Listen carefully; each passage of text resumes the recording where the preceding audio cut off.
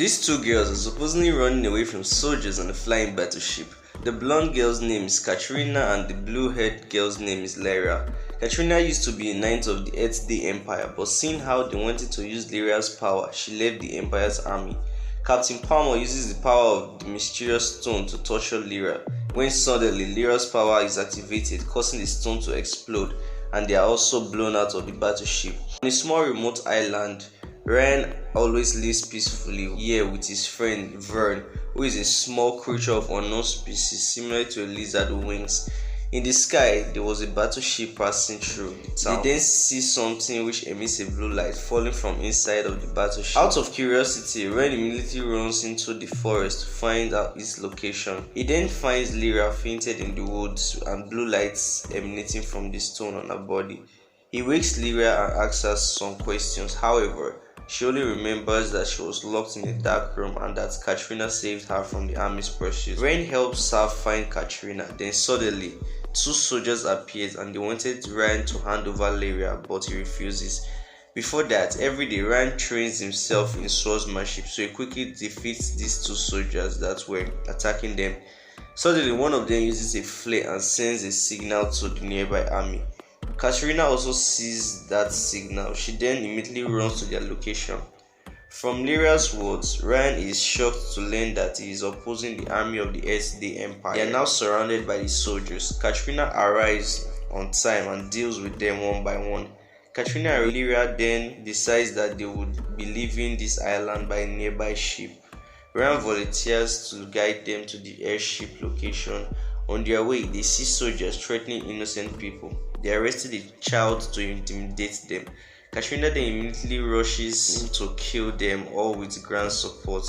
They continue to move but are ambushed by the archers. Kevin Palmer commends Katrina's sword skill. However, he can offer her his praise as a soldier. He uses the power of the purple stone to control a 9-headed dragon. He spits fire at Rain, and although he is able to avoid the fire, he is still hit by his claws. He's really dead. But right now, Lyra gives her power to Grand.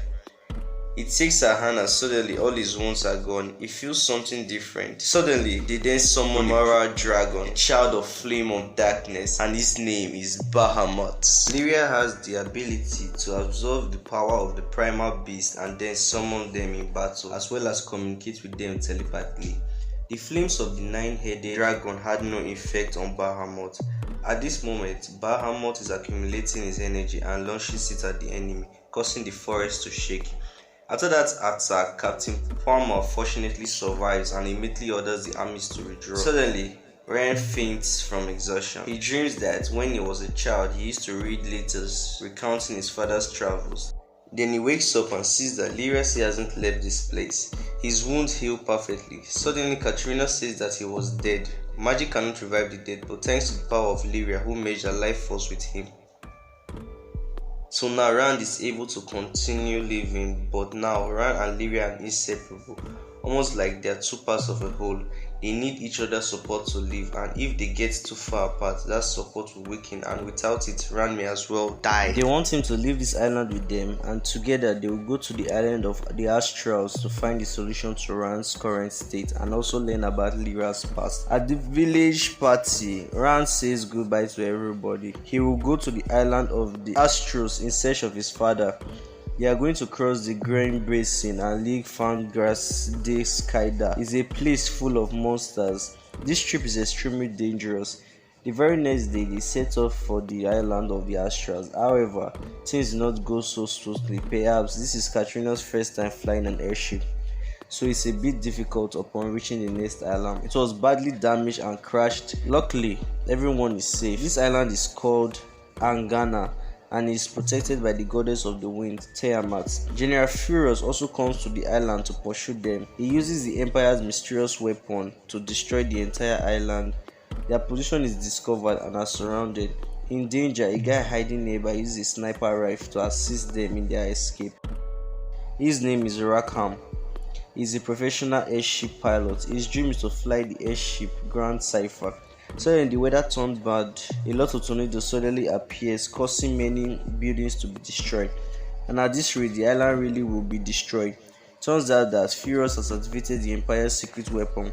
They are controlling the power of the wind goddess Tiamat. Tiamat's true identity is the primal beast. Lyra asks Rackham to take her to Tiamat. This is the only way to save the island. They then board the airship Grand Cypher and head to Tiamat's location. In the face of Tiamat's overwhelming power, Rackham lets the airship free fall to combine its speed and successfully approaches Tiamat. Lyra is now able to use her power to talk to Tiamat but fails. Tiamat continues to attack them. Lyra realizes that Tiamat is being controlled by the Purple Stone. She infuses the power of Bahamut into Ran. Now, thanks to that power, Ran is able to move very quickly. He rushes towards Tiamat. His sword radiates the magical power of Bahamut, and thanks to that, he successfully destroyed the Purple Stone. But soon he will be in danger of a free fall. Tiamat escapes Furious control. She saves Ran and gives Lyra a gift. And that's the end of the video. If you feel like you like this video, please subscribe to my channel to easily follow the next videos.